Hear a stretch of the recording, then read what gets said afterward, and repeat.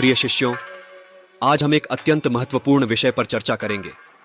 यह वह विषय है जो आपके भविष्य की दिशा तय कर सकता है, आपके जीवन के मार्ग को एक नई दिशा दे सकता है। हम बात करेंगे नौकरी पाने की तैयारी के बारे में। इस विषय पर विचार करते ही आपके मन में कई सवाल उठते होंगे, जैसे एक सफल साक्षात्कार के लिए हमें किस प्रकार की तैयारी करनी चाहिए, हमारी मानसिकता कैसी होनी चाहिए, और क्या केवल ज्ञान ही काफी है या हमारे व्यवहार और दृष्टिकोण का भी उतना ही महत्व है। क्या आपने कभी सोचा है कि एक आम आदमी कैसे अपने जीवन के संघर्षों को पार कर एक सफल नौकरी पा सकता है? क्या केवल उसके पास डिग्री और ज्ञान होना काफी है या उसमें कुछ और विशेषताएं भी होनी चाहिए? इन सवालों का उत्तर पाना हमारे लिए उतना ही महत्वपूर्ण है जितना कि उस व्यक्ति के लिए जो अपनी पहली नौकरी की तलाश में है, या जो व्यक्ति अपनी वर्तमान नौकरी से संतुष्ट नहीं है और नई संभावनाओं की ओर देख रहा है। सबसे पहले हमें अपने विषय की तैयारी पर ध्यान देना चाहिए। एक साक्षात्कार में सफल होने के लिए आपके पास अपने विषय का गहरा ज्ञान होना चाहिए। यह ज्ञान केवल किताबी नहीं होना चाहिए, बल्कि आपको उस ज्ञान का व्यावहारिक उपयोग भी समझ में आना चाहिए। उदाहरण के लिए, यदि आप एक सॉफ्टवेयर इंजीनियर के रूप में नौकरी की तलाश में हैं, तो आपको प्रोग्रामिंग भाषाओं, डेटा संरचना, एल्गोरिदम और नई तकनीकों के बारे में पूरी जानकारी होनी चाहिए। इसके साथ ही आपको यह भी पता होना चाहिए कि उद्योग में इनका उपयोग कैसे किया जाता है। यह समझना महत्वपूर्ण है कि नियोक्ता केवल आपके तकनीकी ज्ञान को नहीं देख रहे हैं, बल्कि वे यह भी देख रहे हैं कि आप उस ज्ञान को कैसे लागू करते हैं। उदाहरण के तौर पर, अगर आप एक साक्षात्कार में बैठते हैं और आपको एक समस्या दी जाती है, तो नियोक्ता यह देखेगा कि आप उस समस्या को हल करने के लिए किस प्रकार का दृष्टिकोण अपनाते हैं। क्या आप समस्या को समझते हैं? क्या आप उसे छोटे छोटे हिस्सों में विभाजित करते हैं? क्या आप समाधान के लिए विभिन्न विकल्पों पर विचार करते हैं? और सबसे महत्वपूर्ण, क्या आप अपने समाधान को तार्किक ढंग से प्रस्तुत करते हैं? अब हम आते हैं आपके हाव भाव पर। आपकी बॉडी लैंग्वेज भी साक्षात्कार में एक महत्वपूर्ण भूमिका निभाती है। आपके हाव भाव से यह स्पष्ट होना चाहिए कि आप आत्मविश्वासी हैं, लेकिन घमंडी नहीं।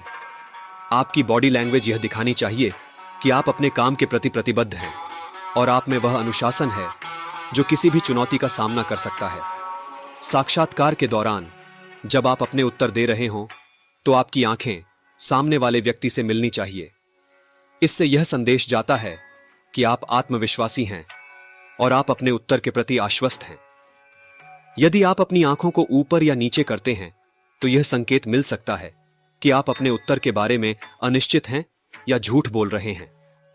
इसी तरह आपकी बैठने की मुद्रा भी बहुत कुछ कहती है।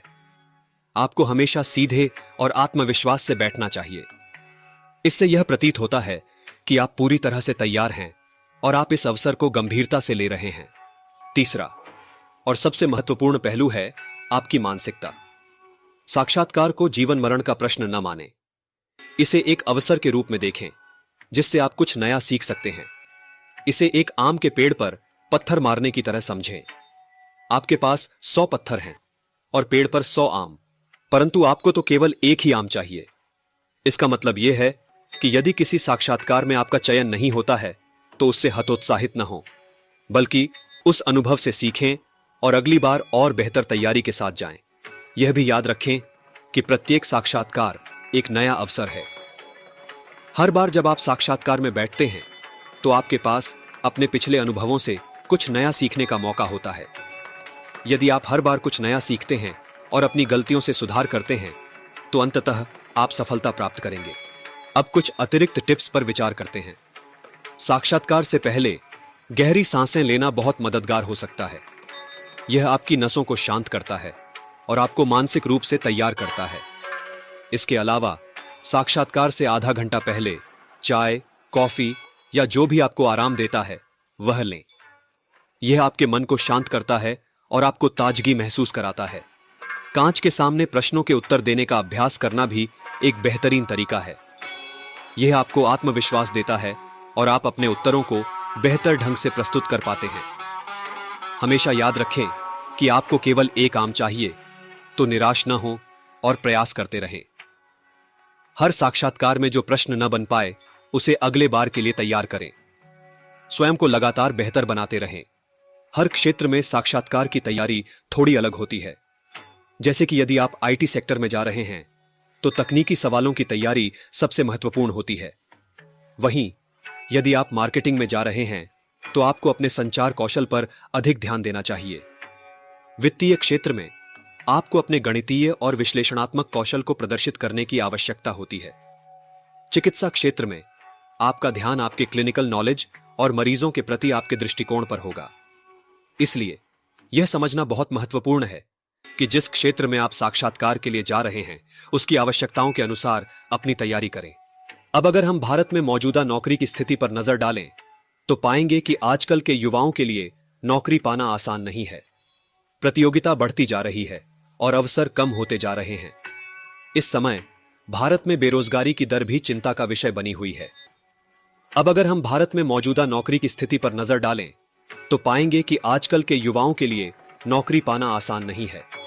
प्रतियोगिता बढ़ती जा रही है और अवसर कम होते जा रहे हैं। लेकिन इसका मतलब यह नहीं है कि आप हार मान लें।